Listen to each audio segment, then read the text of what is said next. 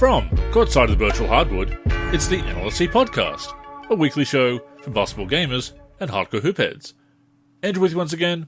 I'm joined as always by my co-host Derek, aka D for 3. Derek, as we said last week, interesting stuff happening in the basketball gaming space beyond NBA 2K right now. We've got more on that this week, so please, tip us off. Yeah, today's main topic is centered around a new basketball video game that is in the works. One may call it Super, Andrew.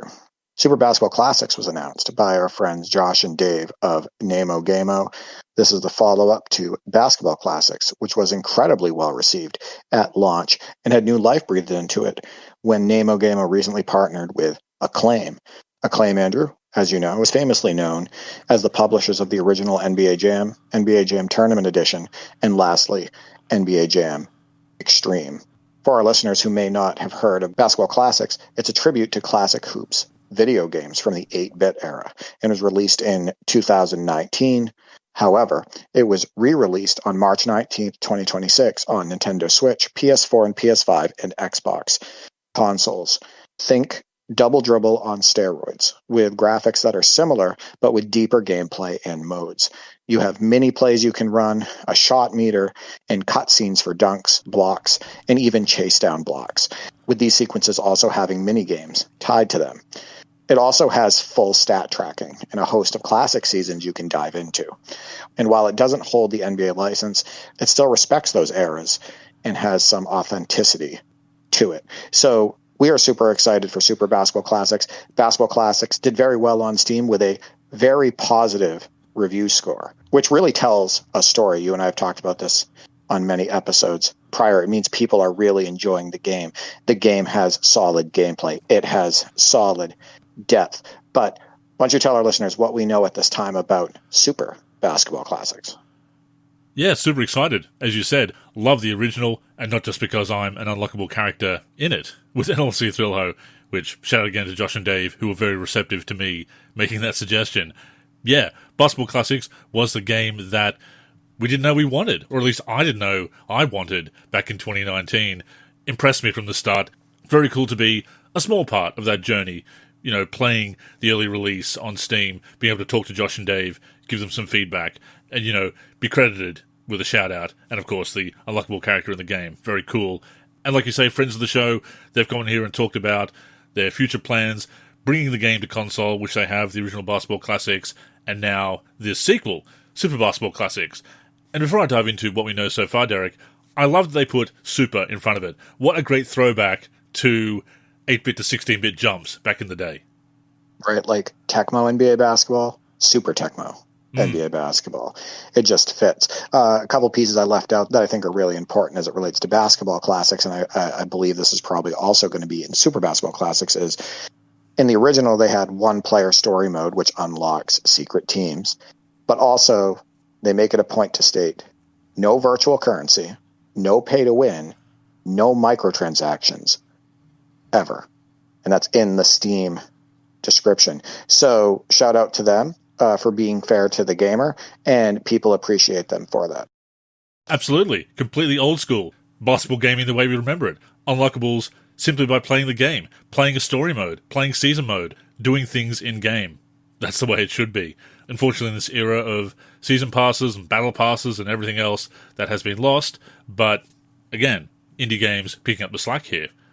So yeah, Super Basketball Classics is a follow-up to Basketball Classics, obviously, as I alluded to, going from the 8-bit style to the 16-bit style. So it has new graphics, has revamped gameplay, a brand new soundtrack.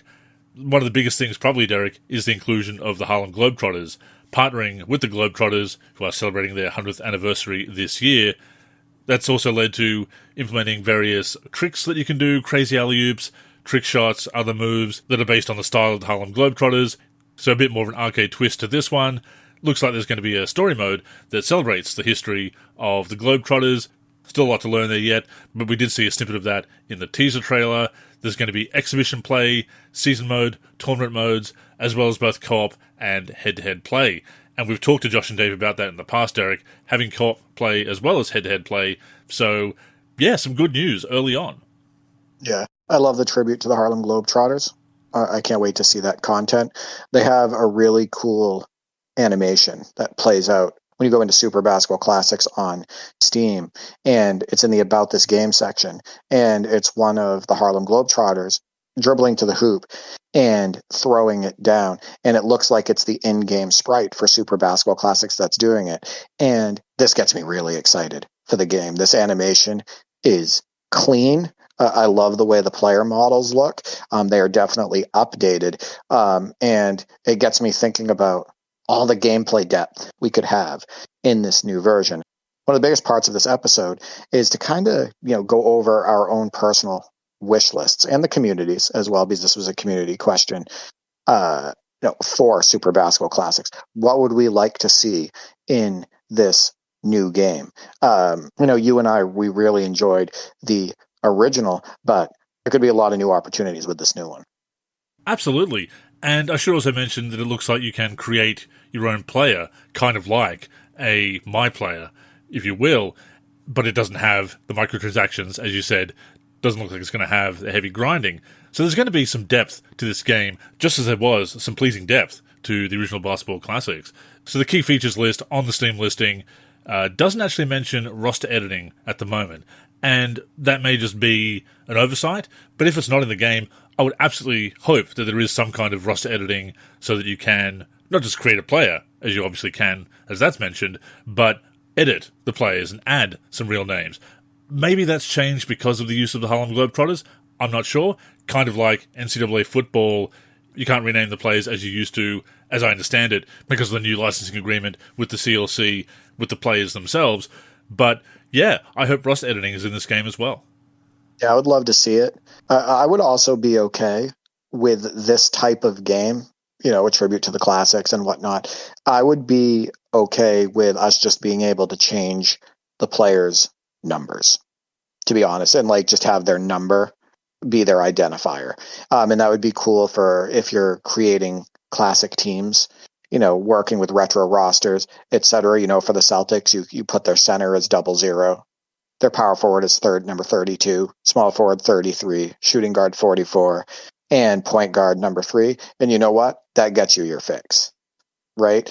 But I do want to let our listeners know that I'm pretty sure their current PC will be able to run this game if they plan on getting it for the PC. These are the minimum system requirements. 64-bit processor and operating system. Processor, Andrew, 2.1 gigahertz dual core. Yeah. I think most people have that by now. I'd hope so. Graphics, Intel HD graphics or better. So your potato PC, if you have one, it will be able to run it. You have a super old laptop laying around, get on there, get this game on Steam, you'll be able to run it. And I think that's cool, right? This game is going to be accessible to everybody. And it's funny because I've seen remakes of Microprose's Grand Prix announced for Steam. It's now going to be called Jeff Crammon Racing because of licensing rights, obviously, but they're re-releasing that series of Formula One games from the early 90s, the original of which I own and really enjoyed back in the day, so I have wishlisted that. But looking at the specs of the remakes, they're much higher than what they should be for re-release games from the 90s and early 2000s. That might just be a placeholder, that might be a mistake, but yeah, a game that doesn't have cutting-edge graphics. And of course we do enjoy the throwback graphics of Basketball Classics and Super Basketball Classics, but they're not that intensive on your system, so it shouldn't need high specs. So I'm glad to see that it is going to run on everyone's potatoes, as well as high-end gaming rigs. So yeah, this game is going to be very accessible on the sticks too.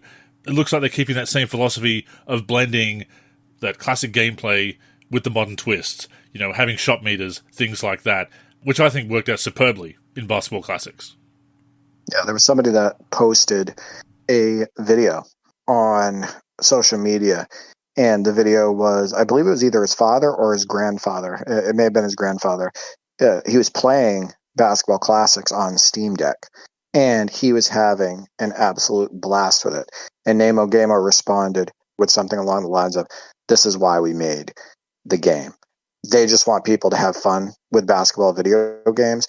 They want this game to be accessible to all ages, and they want it to be pick up and play. So, Andrew, let's get into what we would like to see in Super Basketball Classics. You could call this a wish list. You could call it, suggestions, etc., whatever you want to call it. But this is what we would like to see. And I'm going to kick this off. So gameplay depth is the most important to me. I think it is to you as well, because I think, without strong gameplay, engaging gameplay, it doesn't matter how deep the game is mode-wise, right? The cool thing is that this game will be deep mode-wise, just like the original Basketball Classic, so I don't even have to worry about that. But when I think of Super, I think of Super Nintendo. It also makes me think the use of more buttons. I would love the ability, like NBA Live 2000, to have 2 buttons for dribbling moves. 1 crossover button and 1 spin move button.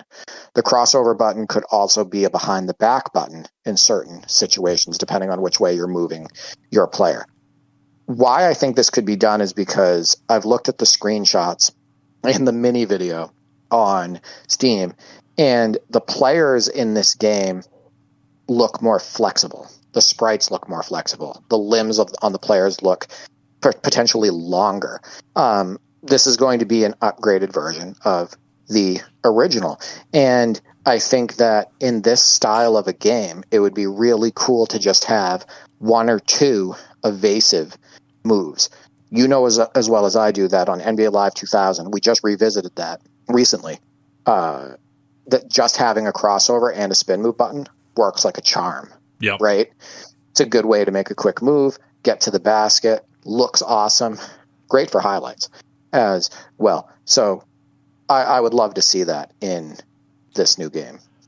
That's an excellent point. That jump from 8-bit to 16-bit NES to Super NES, you did have the extra buttons. In basketball games, and games in general, you didn't have to share functions on the same button. You didn't have a combined pass, steal, and block button kind of thing. You had those extra buttons to work with. So I think that would be great to expand the controls. They shouldn't be as deep as NBA 2K26, because that's not what this game is about.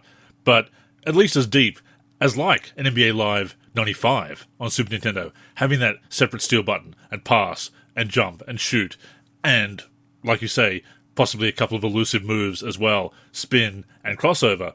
Yeah, I love that idea. Yeah, I think another one that would be good, and I think you would agree with this, maybe a turbo button. I was thinking that, not make it so dominant, because we moved to Super Nintendo, right? And now we got the triggers, and you could assign turbo to one of them, like in NBA Jam and whatnot, or College Slam.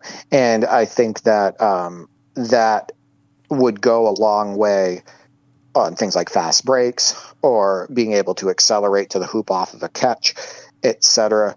Do I think the game needs a turbo button with this art style? Not necessarily, because I thought that the original Basketball Classics had a really good pace, a better pace than games like NBA Showdown for Super NES or Bulls versus Blazers, which you and I have talked about many times. Those were kind of a slog. I think the pace was more in line with a game maybe like Tecmo Super NBA Basketball, where it was a little bit faster and it was more engaging as a result. But a turbo button can be useful if it's handled correctly by the developers when they implement it into the game. Yeah, it's definitely viable in a game like this and some of the older games that you mentioned. If you work the angles to get that faster drive, that can work. That's a way of getting around not having the sprint button. But I do think if you're going to 16-bit, that is something to consider, absolutely. If it's a way of getting that speed boost, maybe you can't hold it down for too long. Maybe it is just that quick burst of speed. But I was thinking that too. Maybe you could have that turbo/sprint button. Before we go on, a reminder that the NLSC podcast comes out every week on the NLSC, nba-live.com, as well as our YouTube channel. We're also on Spotify, Apple Podcasts, and other podcast apps. If you're listening on any of those apps, we'd greatly appreciate a review. To keep up with the show and everything we're doing with basketball gaming in general, connect with us on social media. On Twitter and Facebook, we are the NLSC. We also have an Instagram, NLSC Basketball, and on YouTube, we're youtube.com/NBA Live Series Center. Once again, visit us at nba-live.com, where in addition to the podcast, you'll also find all of our original content, as well as our forum and modding community.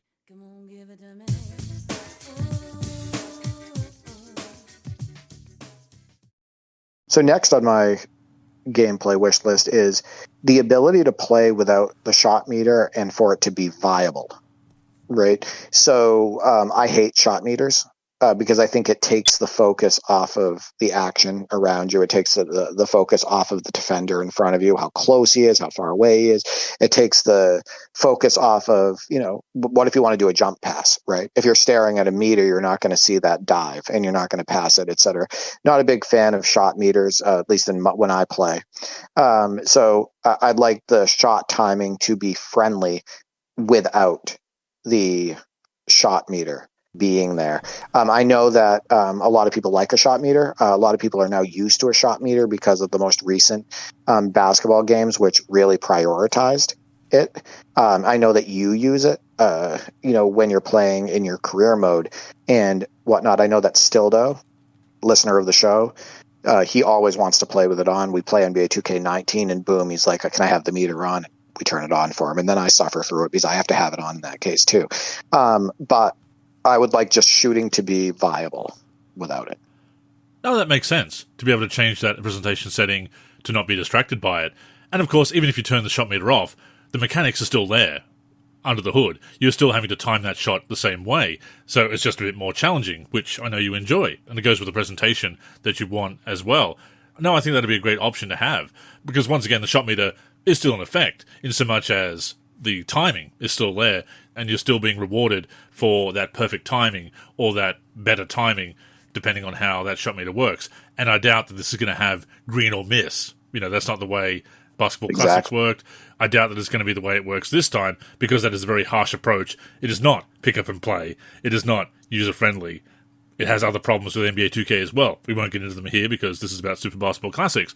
But you still have those mechanics active. So you're still benefiting from having the shot timing being precise, not just the dice roll of old games. Not if you get a perfect release anyway. So yeah, that totally makes sense. It's more about making it so that shooting isn't so complicated. Like, it shouldn't be super complicated, and it will work nicely with the meter off if shooting isn't overcomplicated. The next gameplay feature that I would like to see is tip dunks. I think, you move into the super realm and whatnot. It would be really cool to have a ball go off the back of the rim and you time your jump right on the offensive rebound, and maybe it goes into a cutscene, right? And you now have to time that tip dunk. It goes into like that mini game. That would be really cool. Or you go up for that tip dunk and there's a defender who jumps at the same time as you and he tries to block your tip dunk. That might be a little bit hard, but I think tip dunks would be a nice addition to this game as well. And when we're talking about the mini games, the cutscenes, I'd like to have a way of potentially just shutting those off and playing without them altogether, right? So just gameplay straight through without any of the mini games. I think it would be cool to have the option to play that way. Agreed.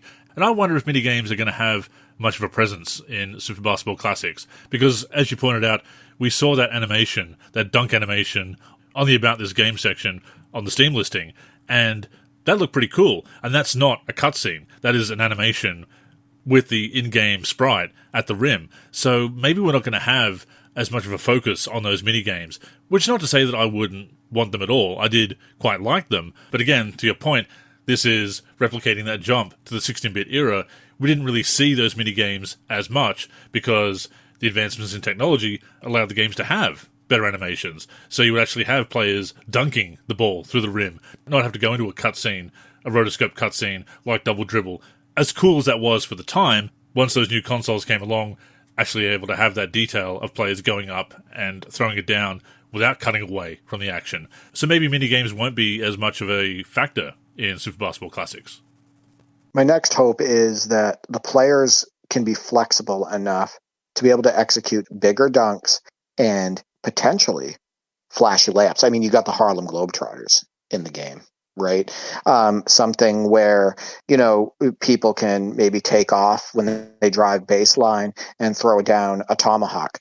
Maybe you have back slams now to go with, your one-handed and two-handed front slams. Maybe you can throw a windmill in there. Like I said, the sprites look a little bit more flexible. in this game. They look very well done.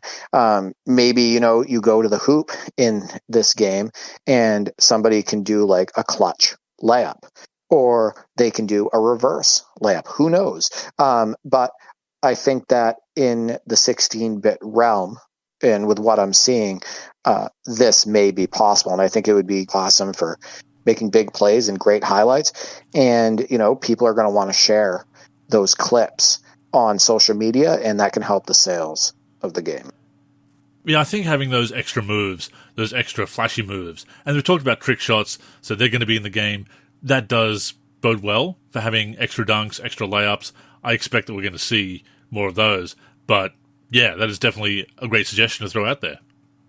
Lastly, from a gameplay perspective, and this could be a long shot because, again, we're thinking about the 16-bit era, and there weren't like signature shot animations. Like everybody basically shot the same in that era of video games. However, if there could be maybe 3 or 4 different types of shooting animations, that might be kind of cool. I'm not saying that, you need to have 100. I'm just saying maybe 3 or 4. And maybe you have power forwards that maybe shoot a little bit more over their head with like maybe a different shooting stance. Maybe you have not all power forwards, but some power forwards. Like maybe, if you're using a classic team, Kevin McHale is shooting over his head or something like that. But that's also a shooting animation you could give to a guy like Kevin Garnett or somebody like Kevin Garnett.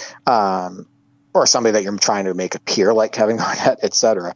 But I think it might be cool to have like maybe 3 or 4 just different shooting animations that are assigned to various players. Maybe guards, they have like a Steve Kerr type shot animation or something like that. Just a thought. Yeah, kind of like the old textbook style, regular style, and clunky big man style, if you will. That type of thing, right, exactly. But not make it that way for every single team. Like mix it up a little bit. Yeah. But I just think it would add a little bit of immersion to the gameplay and to the use of those players. Oh, absolutely.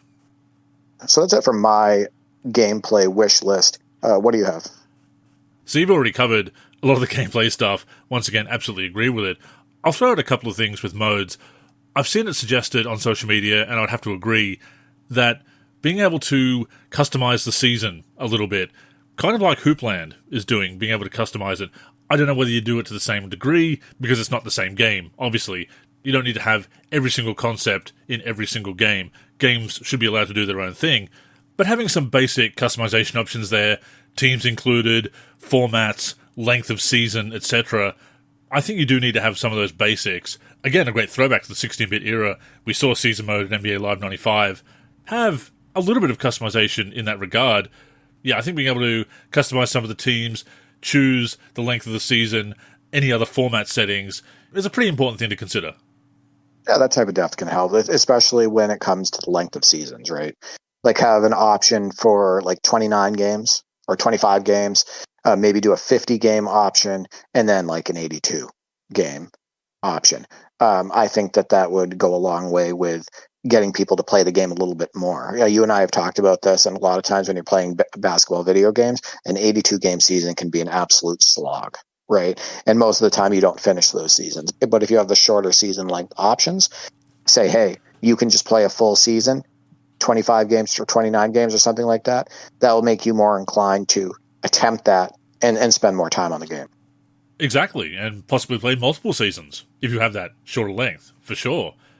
As I said before, I would like to see some kind of roster editing in here. It depends how they're handling the rosters, depends if their hands are tied with the use of the Harlem Globetrotters.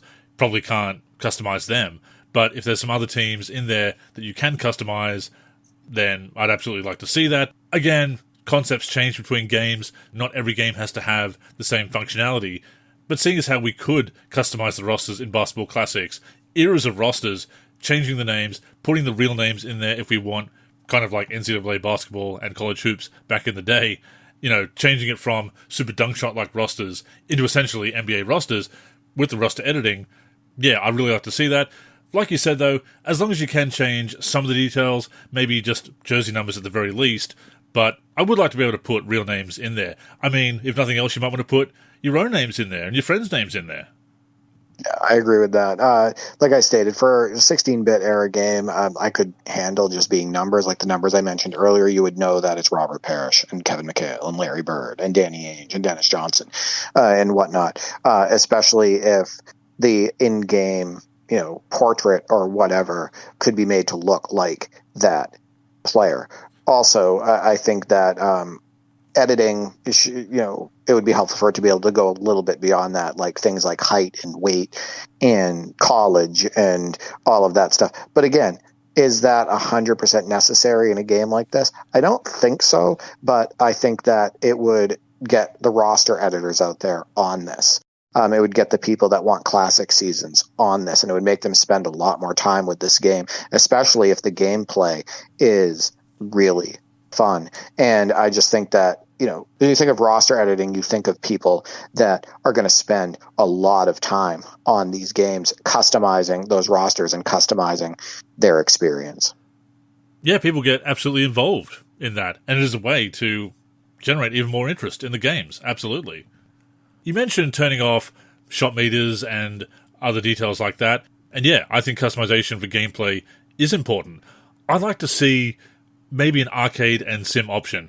And I know this is about the Harlem Globetrotters. I know it's about trick shots. I know they're going for a bit more of an arcade touch with some of those moves, from the sounds of it anyway. I would like to see a sim and arcade option if you wanted to have kind of a straightforward experience. And I go back to NBA Street Home Court here, where you actually have an option to play a normal streetball game, if you will. That is, no game breakers or boosts like that. You're still jumping really high for dunks. You've still got those animations, obviously, but it's a more realistic or straightforward approach to gameplay. I think it'd be worth having that sim and arcade option to be able to disable some of those trick shots if you just want to have that regular style of gameplay. Yeah, I have a feeling they're going to probably do that anyway. The Harlem Globetrotters inclusion into the game, their abilities are not going to reflect all the teams in the game. Like, there's no way that they would do that. So I think that when you use that team, more than likely, you should be able to do trick shots. It's the Harlem Globetrotters, right? But when you're using, the other teams and whatnot, I'm sure that, it's going to be standard basketball. However, an arcade mode is also helpful for having a no rules experience, right? Look at when we played like NBA Live 2000 and we played it on arcade mode. Sure, that enables high flying dunks where our knees are at the rim and whatnot, and that's kind of fun in itself. But that also disabled some of the rules and just made it a much looser experience. And there are people out there that want that. Exactly. And again, a great throwback to the 16-bit era, NBA Live 95 having the arcade and simulation settings. So if you want to just turn off all the rules, if you want to use the hand check / shove button back in the day to just push plays around, basically do the NBA Jam steal, the shove steals to get the ball, not worry about it going out of bounds, just have a wild, wacky version of basketball that's still kind of closer to sim than NBA Jam. Yeah, that was a great option to have. But yeah, customization is important in modes and gameplay, especially for that pick-up-and-play element. And of course, they mentioned couch co-op. That is great to see that that's going to be in the game. I hope that also applies to the season and tournament modes, that you have head-to-head and co-op in both of those modes, not just exhibition play. I'm guessing they will, but I will throw it out there just to hope for some confirmation, basically, Derek, because we've seen games, even released in the last 10 years or so, that didn't allow us to play cooperatively in seasons. Maybe you could play co-op in exhibition play, but not in season mode. Yeah. NBA Live 16. Exactly. Yeah, NBA Live 16 is one of them. I will say that that's a huge one for me. The ability to play co-op or head-to-head, so be each other's opponents and whatnot in a season mode. But not only that, the ability to select multiple teams. Because there are people that want to, do this thing locally, like me and my brothers do, and whatnot, where we all select our own team, and then we use each other's opponents throughout the season. It would definitely, make my brothers and I spend more time on the game. So hopefully, the whole multi-team use and the ability to go co-op and head-to-head in a season mode, hopefully that will be there at launch. Fingers crossed, yeah. And finally, I'll just throw out there as a bit of flavor content, looking at the story mode, seeing the black and white, the picture of who I assume is Abe Saperstein and the early Globetrotters. If this is a story mode that has some retro presentation, black and white, for example, that'd be really cool. Also, if you could select those settings for regular games as well, if you want to have that throwback presentation, that is something that I'm really surprised that 2K hasn't borrowed from NBA Live, being able to have those presentation settings, NBA Finals, playoffs, whatever. And of course, they do have the retro presentation in My NBA Eras and Eras Play Now, which you can turn on and off. But I think that's a great option for any game to have. Looks like there might be some throwback scenarios here. If they do have a black and white filter, some retro filters for that old school gameplay, I'd love to be able to select that for regular games, exhibition games as well. Yeah, kind of like NBA Jam for PlayStation, right? Where they had the different eras filters. Like if you played against the classic Bill Russell team and whatnot, you were in a black and white game. So yeah, no, I think that is also a great idea. I do also want to point out, because I forgot to mention this in my gameplay suggestions, it would be cool to have a defensive stance button.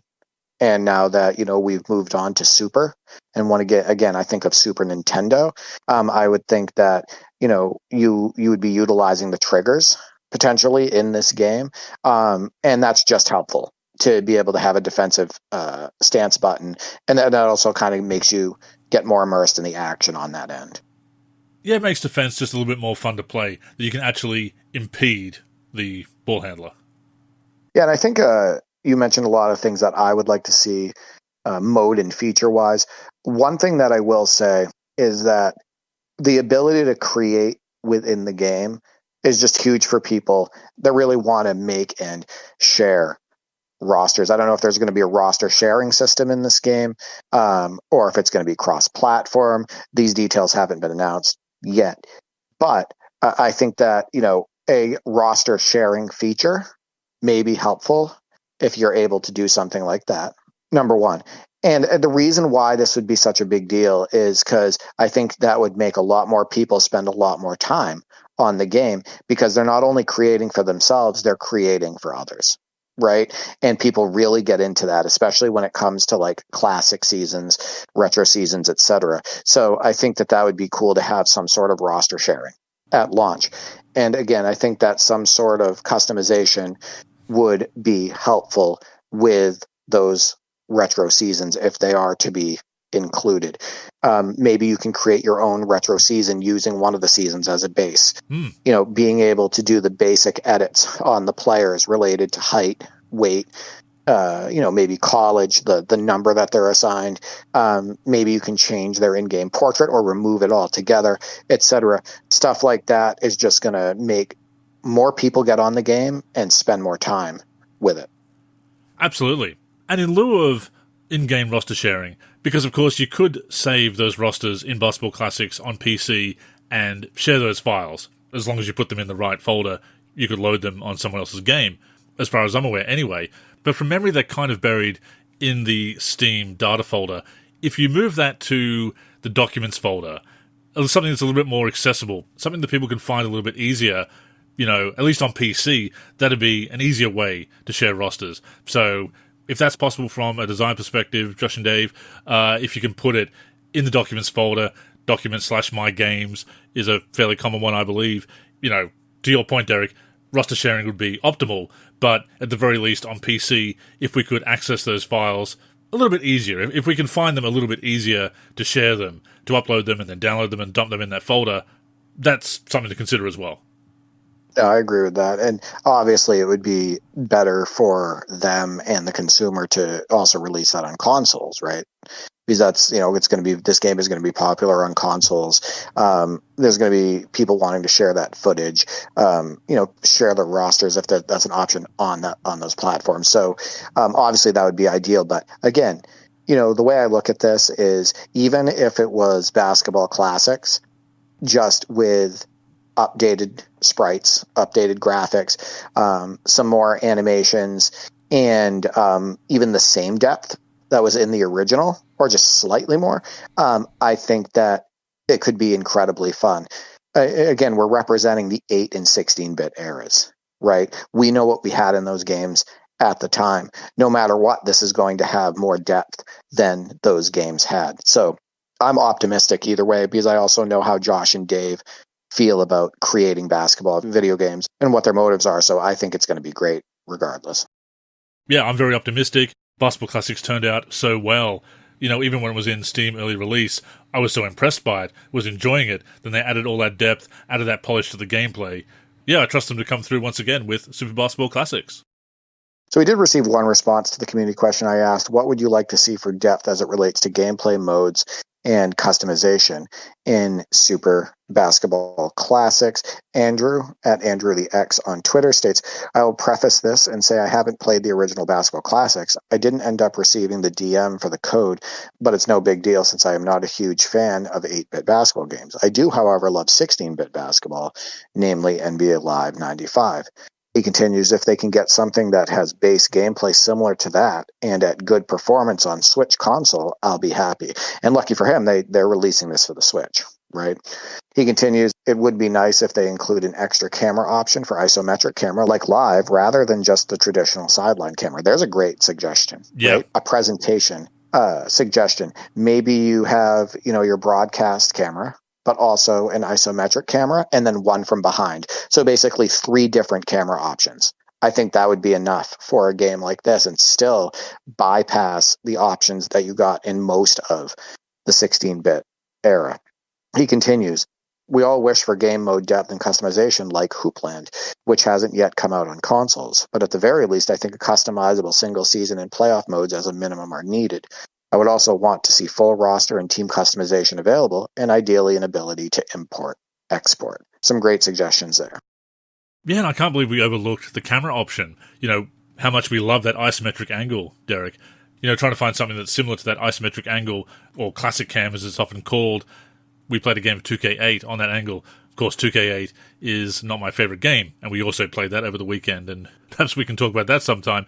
But yeah, we did kind of overlook camera options. That'd be very cool to have that isometric angle, maybe a couple of other angles.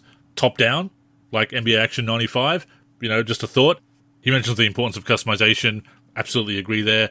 And I will say that I hope you do get that code X, because once again, you were in the game. You were a part of NLSC Thrillo in the original Basketball Classics. It is definitely worth playing, but being more of a fan of 16-bit games, this is probably going to be more up your alley.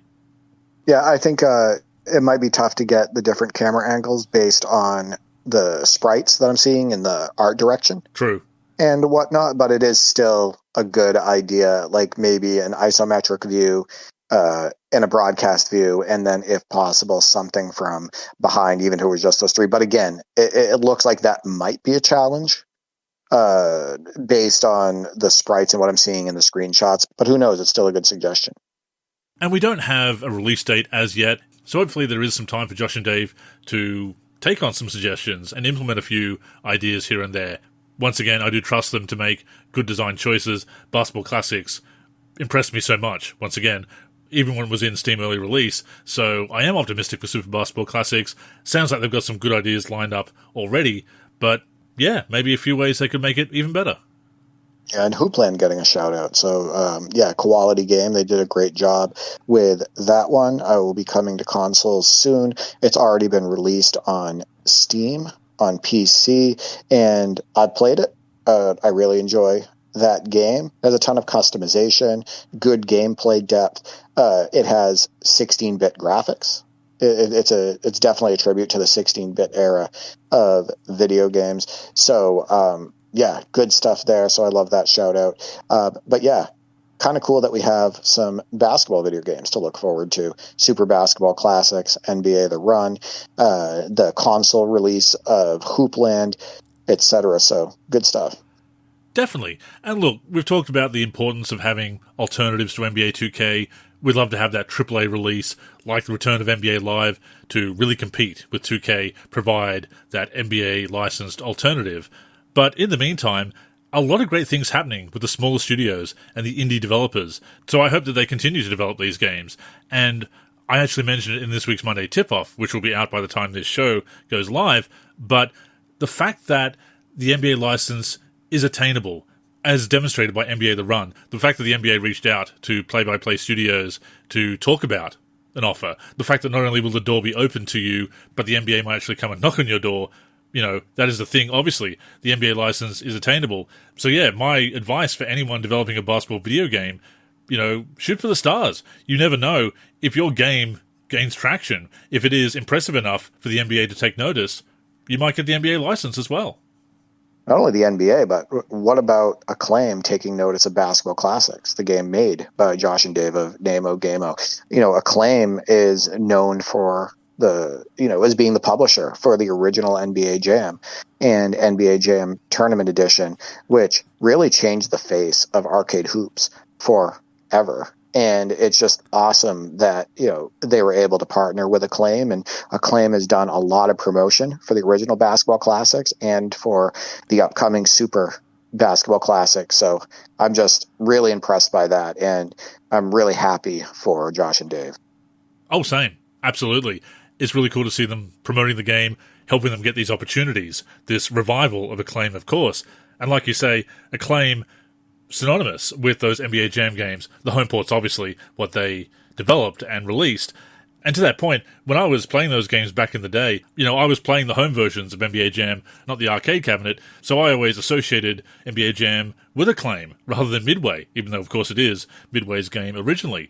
So yeah, there is that history there with basketball, and this revived Acclaim is definitely going all out. You see some of the other studios, developers they're partnering with, the games that they're publishing and promoting.